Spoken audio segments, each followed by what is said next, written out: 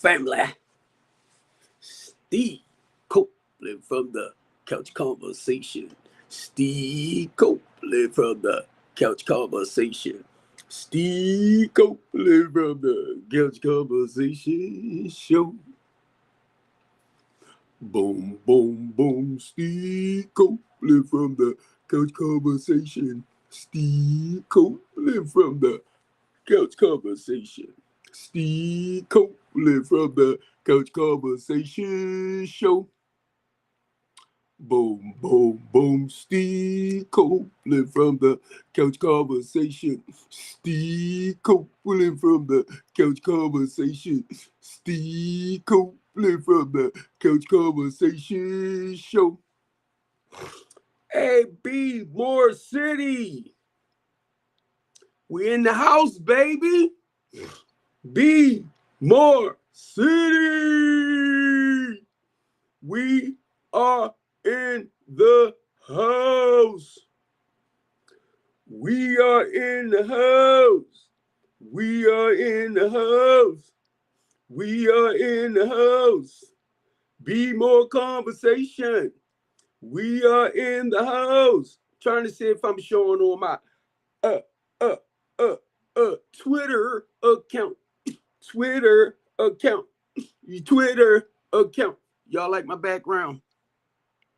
Y'all like my background? Come on. I want y'all to like my background, and I'm not playing. Like my background. And my background is going to tell y'all what it's all about. This is Wednesday, but not just Wednesday. Whenever we come on now with our background, it's all about my 12-step spiritual journey. And I want to hear about yours. I want to hear about your 12-step spiritual journey. Whether you in AA, NA, Food Anonymous, Smex Anonymous for TikTok's sake, which is Sex Anonymous, any 12-step spiritual program, y'all are welcome. Let's come and talk. Not just, please don't get it wrong. I love religious talks as well. So please don't get it wrong. When it comes to the Couch Conversation Show, right? When it comes to the couch talk, I want us to talk about what really interests you in your life. And the reason why I'm saying that, because I'm one of the type of people, family, I use my personal experiences from the past, you get me, of how I used to live and how I live today to help others turn their lives around. But I'm the one that had to do the necessary work on self in order for me to be able to share these things with y'all. And I want y'all to understand this too. As a community activist, part of that is my ministry. As a community organizer, part of that is my ministry. I go back into the community to help individuals and families that's struggling to live a more productive way of life. I go back into the community to help those that need our help the most and turning their lives around. That's what I was called to do. And to be honest, if you are doing the same things, whether you are in Chicago, whether you are in Detroit, whether you are in Illinois, whether you in Philly, whether you in Alabama, whatever city you in, whatever country you in, if y'all are having issues and you started programs to slow a lot of, I'm going to say, the criminal behaviors down and stuff like that, I like to hear it. I like to hear what are you doing in your city, in your country, whether it's Africa, whether it's Ukraine, it doesn't matter. I want to know, mainly when it come up against politics, right? I was trying to watch a TikTok, but when it come up against politics, when it comes up against the system that tends to enslave, I don't know why I keep on saying enslave, enslaved and oppress the people. And I'm gonna tell y'all from me being a human rights advocate, and I understand, family. I don't want to disappoint you black people, but we aren't the only one that's being oppressed. Okay? I can only share this with y'all, family, because I am a human rights advocate. I fight for our civil rights, equal rights, and constitutional rights. In my case, I joined other groups that fight for their culture, civil rights, equal rights, and constitutional rights. Rather they're Jews, rather they're Hispanics, rather they're Jamaicans, rather they're illegal immigrants. The organization, the Center for Popular Democracy, look it up, the Center for Popular Democracy. What I say? Democracy, right? So they fight for your democracy. And it doesn't matter whether you black, white, Hispanic, Chinese, you know, all them colors that we want to put in, cultures and stuff like that. It doesn't matter. But I'm only sharing this with y'all to let y'all know what Steve Copeland do and what Steve Copeland is a part of. Now, I joined the ACLU when I came home from prison because I met them over the prison. I didn't know that the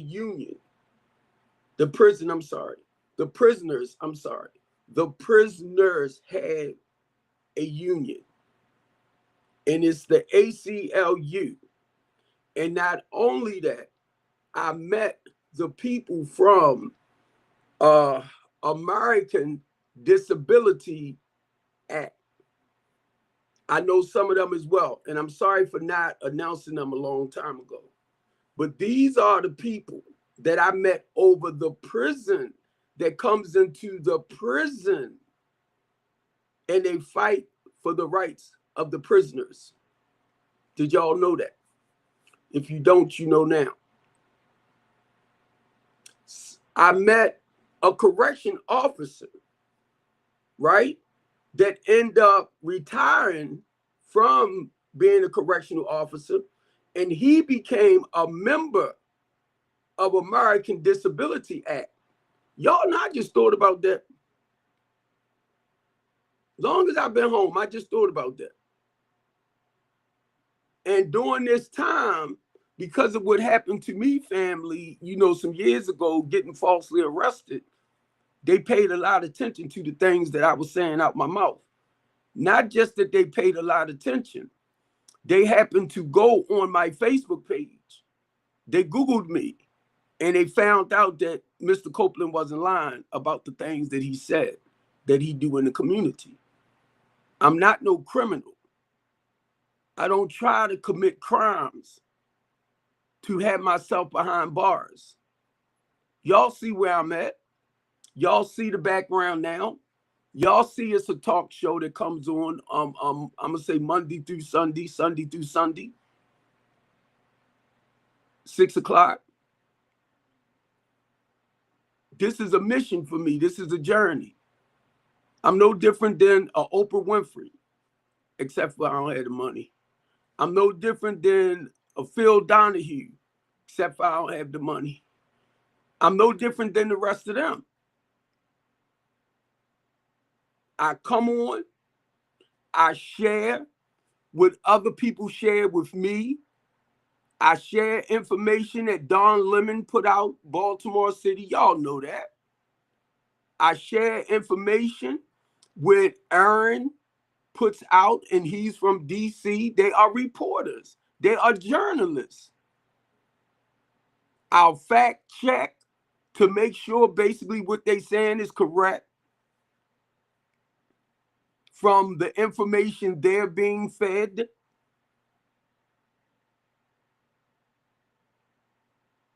Is correct.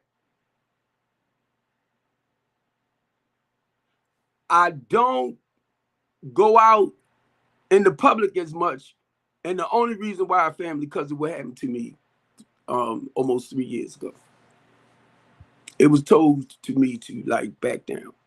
And I ain't talking about from authorities or nothing like that. It was told to me by people that's really interested in my welfare. And they seen what happened. They asked me, Steve, please focus more on your business than the politics. Because they know my heart is really for helping us get the proper help that we need, family. So it was two great men, I'm going to say that, told me to focus more on the business side, the LLC, and not as much as the politics. And I had to look at what happened to me, family, and I thank God. I watched what happened to Tyree Moorhead. And I know what happens to us when we try our best to represent our community and our people.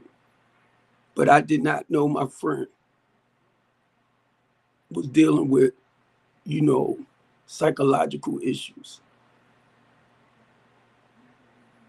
If I knew personally myself, family, if y'all looking, I would have tried to encourage him and talk to him more to stay on his meds, keep his appointments. Because sometimes when you on meds, and I deal with people with psychological issues, that's what the LaTanya D. Copeland House of Hope is all about.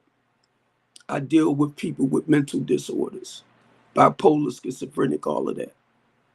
And the goal is to encourage them and empower them and to motivate them to get the proper help that they need. This is personal for me, because I know a lot of y'all feel like that's their business, that's their lives, whatever happened, whatever they do, that's on them. And I understand that. But then when God turned your life around 33 years ago, and I remember over maybe 31 years ago, I had almost 2 years clean, I believe. My first marriage had messed up. I messed it up. The person that I had living in another house with, that didn't last no more than 6 months once we moved in the house together. I left that relationship too. But I didn't realize I was going through a state of depression at that time. This was back in the 90s, family, because I got clean in 1993. So this was around about 95, 96. And I got to the point I wanted to unalive myself. I was having those thoughts of unaliving myself.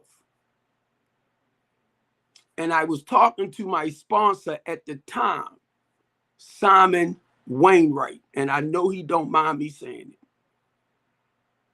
And I was telling him how I was feeling inside. And he told me if I felt like doing that to myself, rather than doing that to myself, sign myself away. So I did. During this time, family, y'all know Providence Hospital was still here, up off of Liberty Road. There was a Black-owned hospital. I signed myself in order for me to save my own life. So anybody on TikTok, if you at that point where you feel like you want to take your own life, and if you see me on, you always welcome to come over here. But people ain't going to tell you that. That's miserable. They're not going to tell you that it's a guy on TikTok that does a live stream about helping, encouraging, and motivating our people who dealing with psychological issues and pointing them in the right direction to get the proper help that they need. Rather it's PRP service, rather it's counseling, rather it's therapeutic, rather it's the 12-step spiritual program, rather it's talking to you about scripture to guide you towards Christ. If not, I will talk to you about gaining a spiritual awareness within yourself.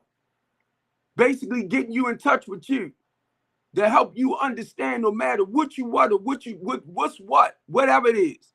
I'm sorry, because I started stuttering right there. No matter whatever you're going through, you can overcome it. You can overcome it.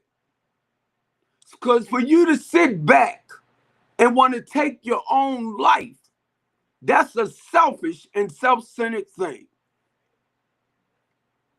How do you say that, Steve? Anytime you feel like you want to take your own life, that is selfish and self-centered. Guess why? Because we don't realize the people that we're going to leave behind hurt. Because it's all about us, which I understand. Me, this is how I feel, blah, blah, blah. But guess what? When you take your own self out, now, if your mother living, your father living, your brothers living, your cousins living, and they understand you going through certain things, right? But in their mind, it's like, I didn't know it was that bad. I wish I could have done something more. I wish I could have been there more for that person. You get me? And I'm going to tell y'all, I didn't understand this till I heard a guy share this some years ago, early in my recovery. He said, to wanting to take yourself down, that's a selfish and self-centered behavior. Because you think other people don't care. Yes, they do. The point is, they might not feel what you actually feeling. So yes, it will appear like other people don't care. Yes, they do. But if they don't know what to do or the things to say to help you get better here,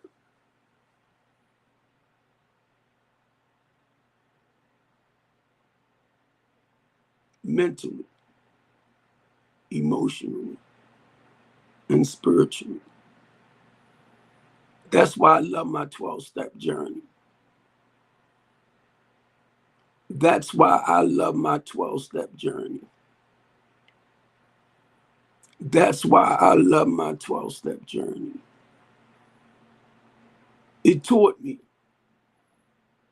how to be honest with myself. It taught me how to have faith back in myself. It taught me how to trust back in myself. It taught me how to learn, how to love, how to care, how to have compassion back in myself for myself. I had to become self-centered about me. I had to learn to become self-centered in a more healthier way. Oops, did you miss what I said? In a more healthier way. And it wasn't based around the material stuff. It wasn't based around the house. It wasn't based around the car. It wasn't based around the clothes. It wasn't based around the food. It wasn't based around you. I had to get to love Steve all over again.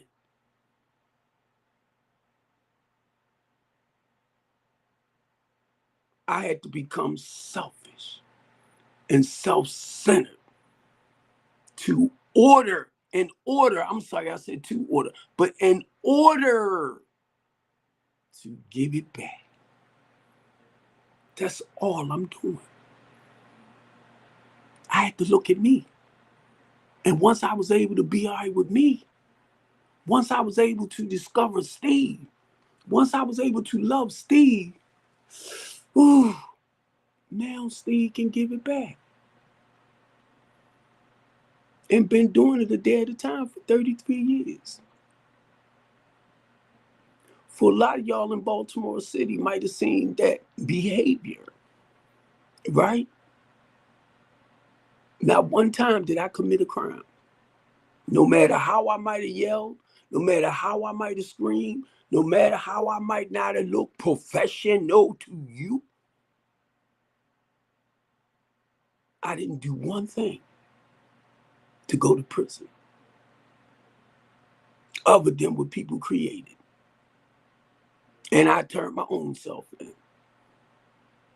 on certain occasions. And y'all seen it and y'all watched in Baltimore City. But that was their way of shutting me down.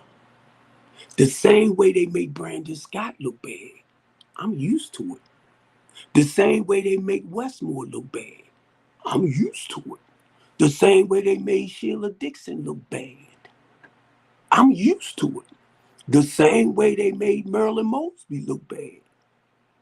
I'm used to it. The same way they made Mayor Pugh look bad. I'm used to it. So I had to realize what make you any different, Steve. Anytime you stand up, that's what y'all need to realize. Why they making Jasmine Crockett look bad? Even though Jasmine, sorry you lost, Queen. But guess what?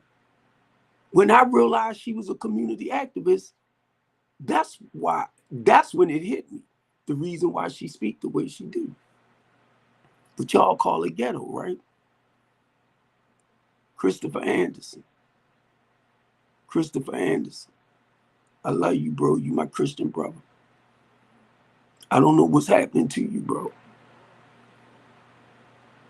Now, you call yourself Christopher Anderson being a follower of Jesus Christ, right? Are you back in the community doing the necessary work, or are you running behind the Republican Party? Talking a good game. Talk with me, bro. You remember, I became a Republican. You remember, Christopher Anderson, you asked me to help you and the 9 Republicans in Baltimore City that was running for seats. Remember, Christopher? I came over there because I believed in y'all, because y'all talked about the great work y'all wanted to do for the people in Baltimore City. Still trying to figure out where the hell y'all at. You and the rest of y'all. Where you at? I'm one Republican in Baltimore City, started to strengthen the community, the LaTanya D. Copeland House of Hope. I have not turned my back on the people. Trump and all of the Congress members, the senators, and all of them work for the people. So who are you working for, bro?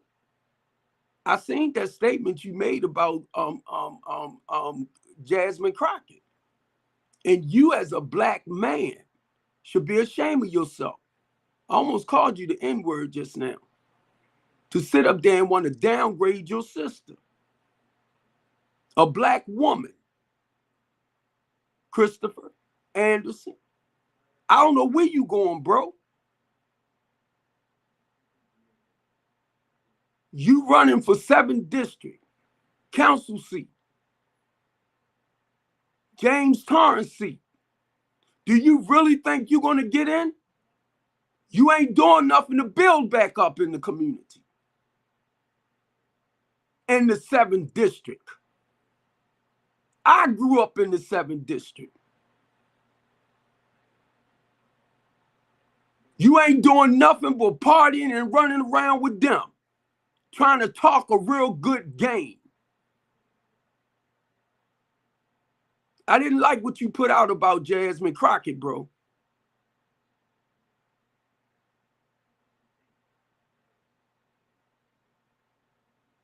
It's about the people. It's not about the politicians themselves. They create laws, but y'all supposed to know about politics. They create laws. And whatever laws they create to hurt the people, we come up with solutions. You don't. And you supposed to be a God-fearing man. Who is you serving?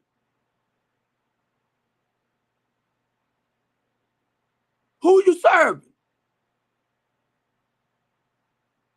And I'm not trying to be smart, bro. You got with all these white people and you start kissing booty, sucking on butts. Forgot about the people. When I was out there giving out donations and food and all of that, you was right there beside me. I don't even know what happened to you. You disappeared. You and a lot of black ones. And you supposed to be fighting for the people. And go tell them Steve Copeland said it.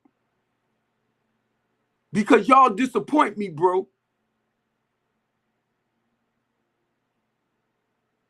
Y'all disappoint me. Because when I think about the mission, when I think about the journey of Jesus Christ, and you are a minister,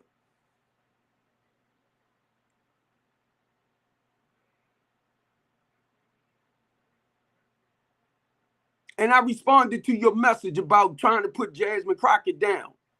That's a woman, bro. That's a black woman.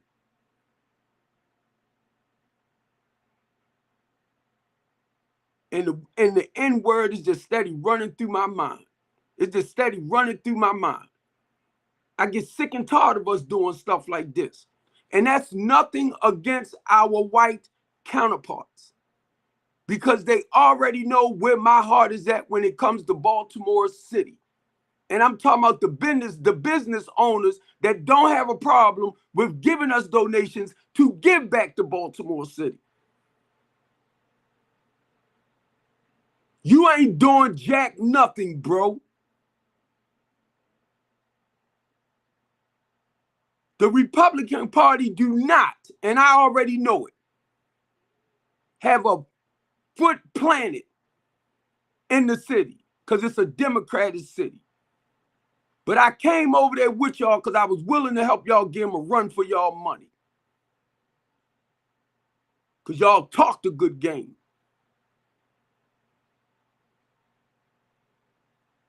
And it really disappointed me. Hanging out, partying, swinging with this one, swinging with that one. But how's it benefiting the black community? Please tell me. Because they create laws. What solutions do they create to the laws? The laws that the solutions come from people like myself. Solutions come from people like we, ours, us.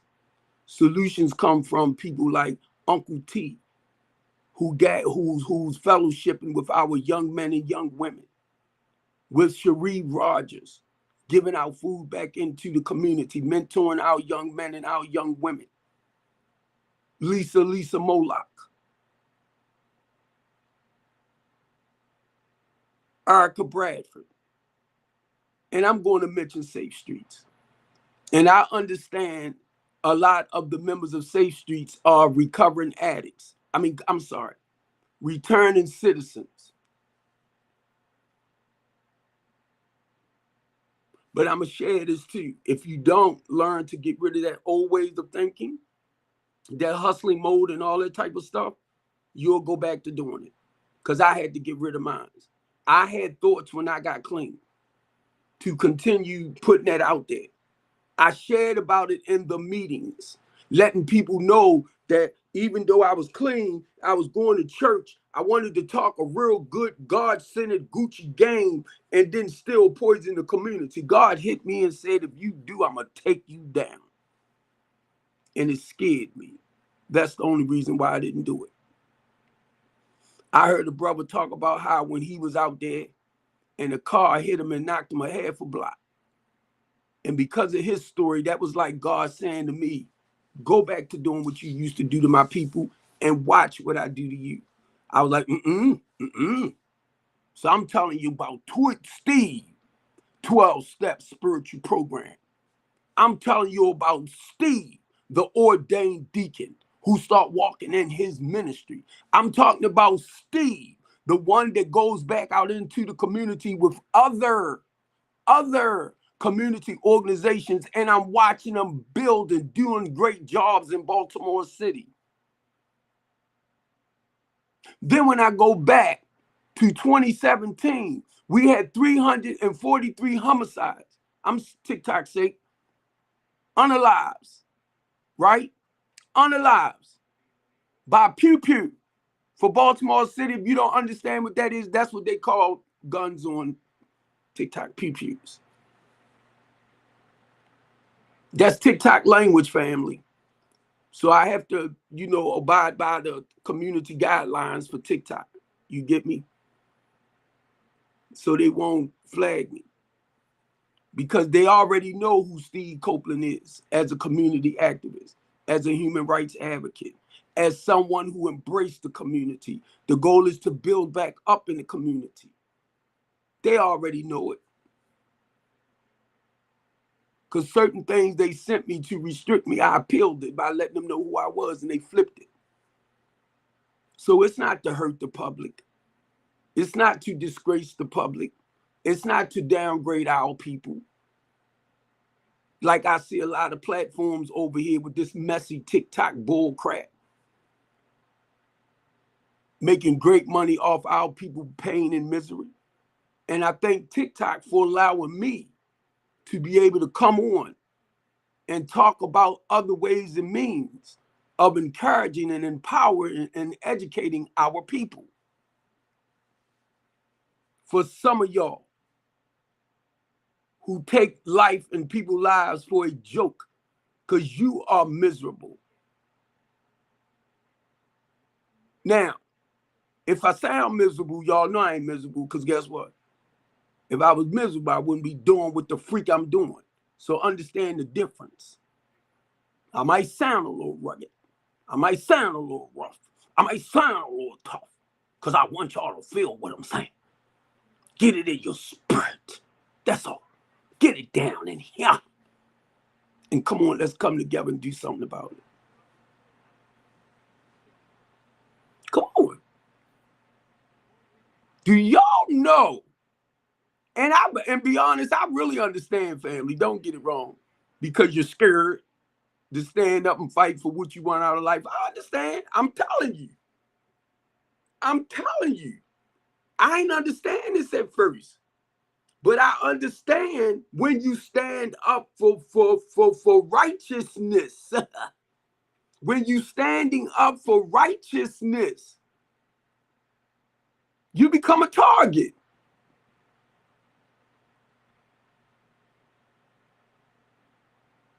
But you got good and evil. That's why I do what I do. Because you have good and you have evil. I know what it's like to live like a piece of bull crap. You get me? I didn't live that life. So I do my best in living more of a Holy Ghost filled, fired, I don't know about baptized, flipping in tongues and all that type of stuff. But I know my gifts, and it ain't talking in tongues. Right? And sometimes I be wanting to flip, but my body be like, yeah, try me. Go flip it. Might break or something. And I ain't trying to break or nothing. Because I had to hurry up and catch up with my mind and say, you too old for that. That's stuff I got to tell myself.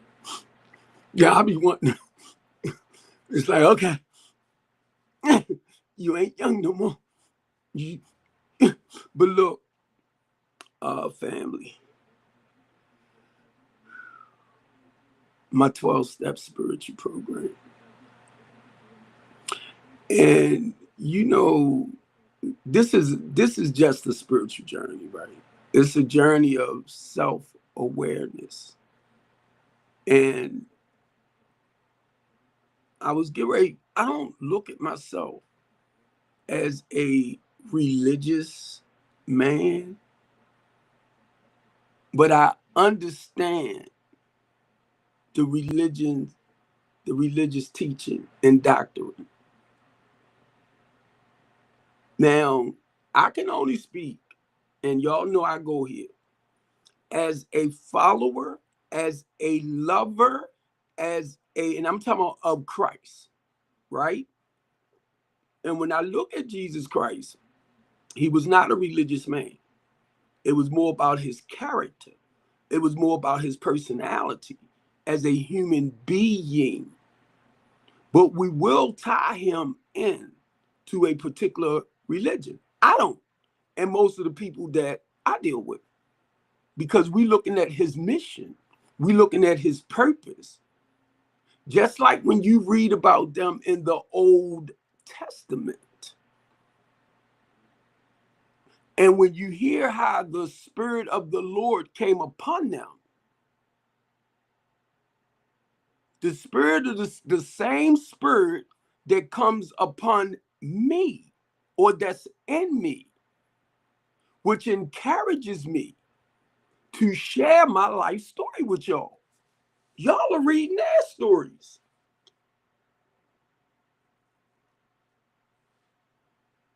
I'm sharing my story. Y'all studying their story. I didn't study enough to realize that they wasn't no different than me. They had a purpose on their life. So we might read a little bit about their struggles, you get me? And then we might read how they was able to overcome certain things. We might read about the punishment that came upon them too, you get me? But the thing is, God started letting me see that my life wasn't no different than their life.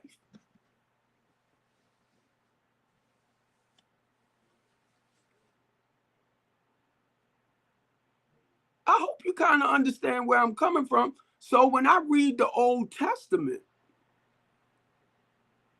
and then I understand that was the first covenant that God made with them during that time.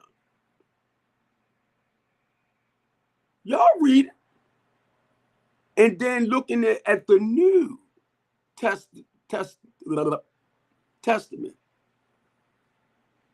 is how God deals with us now in this new way of life. And I hope I made that real plain and simple. Because it don't have to be complicated, family. We the one that complicates it. We'll go back and we'll go back to somebody else's story and go right into their story and quote it to fit certain things into right now. And you really think you're doing something. No, it's about you applying it to your life.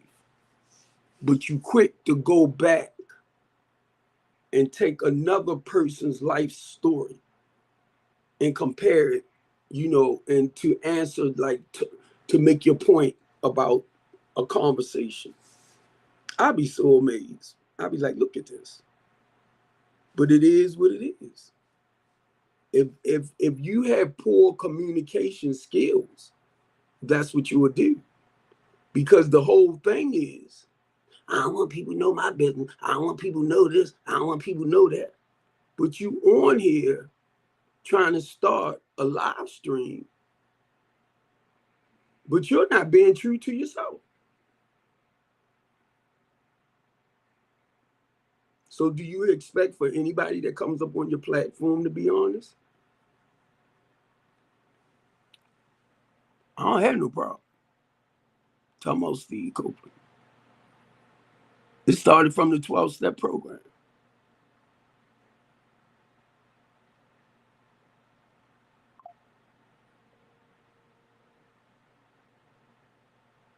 Started from the 12-step spiritual program, where it took me inside of myself, not just to get an understanding who the creator is for himself, not to just get an understanding who the creator is,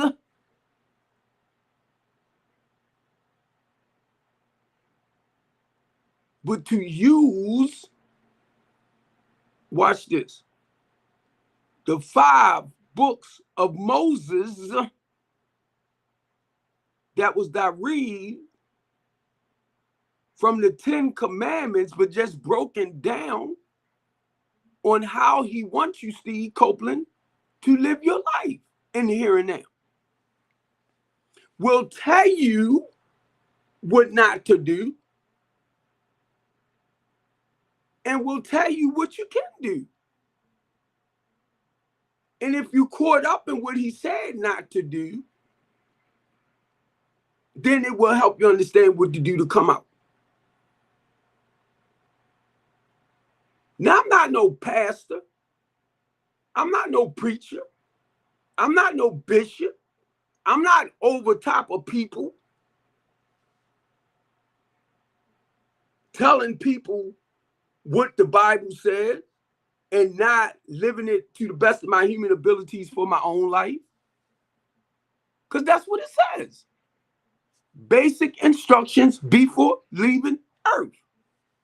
You are trying to apply basic other people's experiences to have a conversation with someone in here and now today. But it's not being smart. We already know the crisis, even what they went through during that time, right? We already know. Repeats itself. And we see it in today's society. But what are you doing if you see it? And what are you doing when you know we fighting against good and evil? Oops. Oops. Because y'all know the same laws that was created is the same laws that they use to enslave and oppress the people.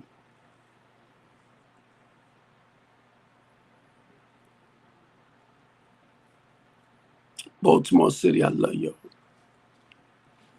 And I'm going to end this in a couple of more minutes. I just wanted to come on and talk about my 12-step spiritual journey.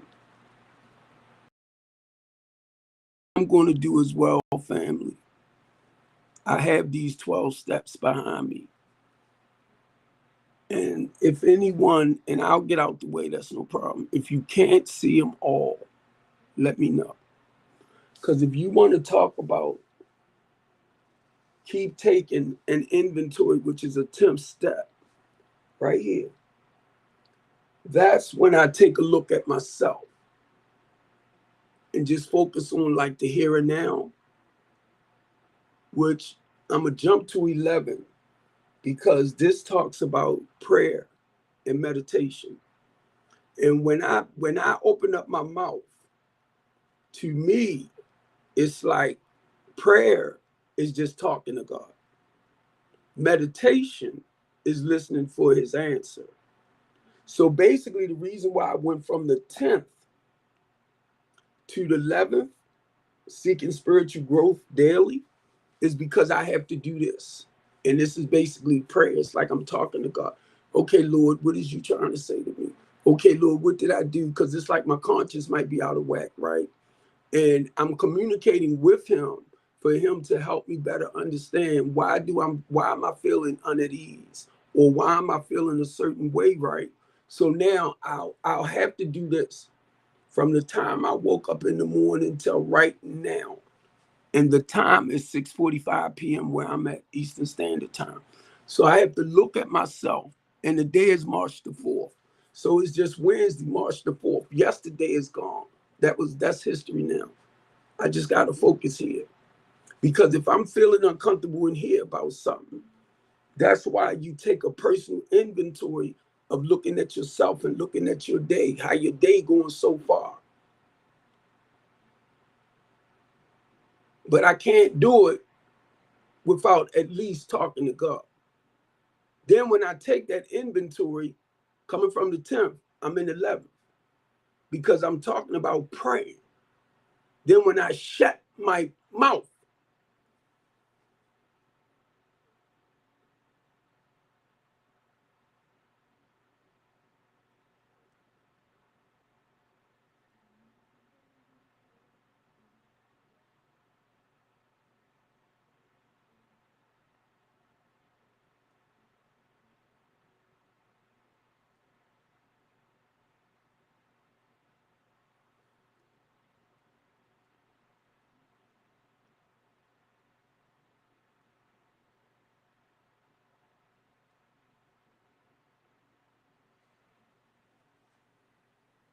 that's a form of meditating.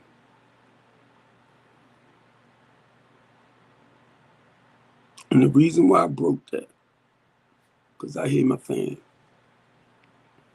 I can hear a little bit of the TV.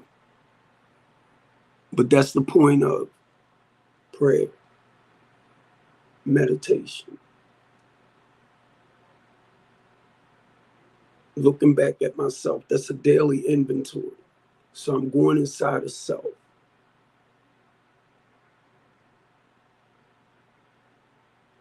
That's why the 10th step is right there. Keep taking inventory of self. Make amends where possible. So basically, anybody, remember what I said? I'm listening to my conscience. I'm feeling my conscience. So I might have did something or said something to someone that I need to apologize to. You get me? Because my spirit is out of whack. And it really sometimes it's nothing. It's just we feeling uncomfortable. You get me? But this is, and I don't want to lose you. But this is what all of this is about, family. I might have to go back and apologize or correct something that I left undone. You get me? Then when I look at the 8th step, look how I'm going back, but I'm looking at myself. List and repair harm done. You see? Whatever harm you done. So now, mind you, I'm going backwards now, right? Ask to remove defects. When we talk about character defects, we talking about those things that cause us harm, shame, and guilt. So we want him to remove those and replace them with beautiful aspects of love, kindness, gentleness. Now I'm going backwards. I'm going backwards with this. Over here, the 6th step. Ready to release defects. By the time I recognize my characters are defects that cause me a lot of pain and misery. Now watch this. Remember, in the 7th step, I'm asking him to remove them. In the 6 steps, I have identified with them. In the 5th step, I admitted my wrongs to someone in a higher power. That was my sponsor in God. Now I'm traveling back. The 4th step, I took a more inventory, which I went inside of myself. That's a personal thing again, on a deeper level. The 3rd step, we decided to turn your will and will over. That's because I started realizing the stuff I used to do used to turn my life apart. But look, believe in help beyond yourself. That's having faith back in yourself. But you believing in a higher power greater than yourself. I was trying to get you a power greater than yourself before the higher power. You get me? Just believing in something else other than yourself. In the 1st step, we admit our powerlessness over our addiction, that our lives had become unmanageable. These are the things that I'm going to be talking about, family. So if you are a still suffering addict, I'm here. If you're struggling with anything like gambling, smacks, or sex, lying, manipulating, all of that can be an addiction within itself, right? If this is starting to take control over your life, once you admit powerlessness, you actually gain control. That means you already see what it's doing. You already see how your life is falling apart. So whenever, let me show y'all this. Whenever somebody come into my program, right, they are admitting their powerlessness in their lives had become unmanageable. They're reaching out to a power greater than themselves to help them restore their life back. They made the decision to say, Mr. Steve Copeland, can you help me? So what they're doing, they made the decision to trust me with their will and their life.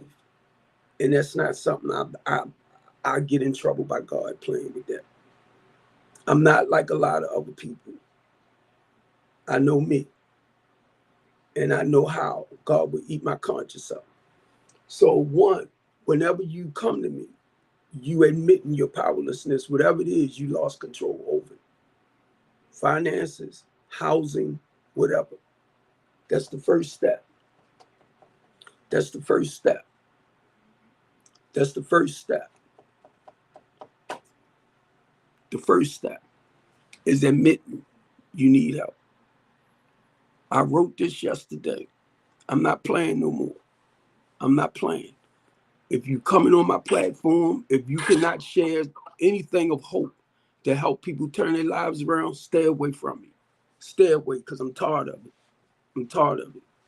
The first step, like I said, the first step in your life is admitting your powerlessness. The second step is believing in help beyond yourself. So you reaching out towards something else to help you restructure your life.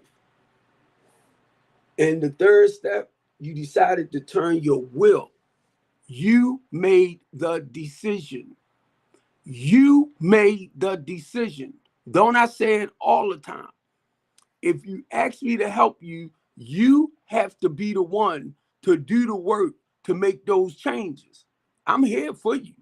The program is here for you, but you are the one that has to do the work to make those changes. So when I'm asking you something, I'm talking about being honest, having faith back in yourself. I'm talking about trusting back in yourself, because you're making a decision to turn your will and your life over. But the goal with me is to help you feel these spiritual principles right here. They're called honesty. They're called open-mindedness. And it's called willingness. It's called truth, faith, and trust. Wait a minute, it's truth, faith, and trust. Once you gain the courage and the confidence to take a good look at yourself, and you're surrendering your will and your life over to a power greater than yourself, or a higher power, you gain the courage and the confidence to take that fourth step. That's right here. This is talking about taking a moral inventory. That's going inside of yourself, dealing with those deep, dark secrets that you tend to run away from. Now, once you have done the necessary work on yourself, take a good look at yourself, and you ready to sit down and talk, we'll do a fifth step inventory. Yeah. Some wrongs, wait a minute, admitting you're wrong to someone in a higher power. That's right. So you got to look at yourself. Then, in that process, we're going to talk about your character defects. Those are the things like jealousy, insecurities, distrust, hatefulness, bitterness cause us a lot of pain and misery. And what we have a tendency of doing, we tend to take it out on other people. We don't blame you. Right. Now, we go from that to the seventh step, where it talks about asking God to remove those character defects. And this what I try to help people understand. Recovery. Ask to remove these defects. This is a daily thing.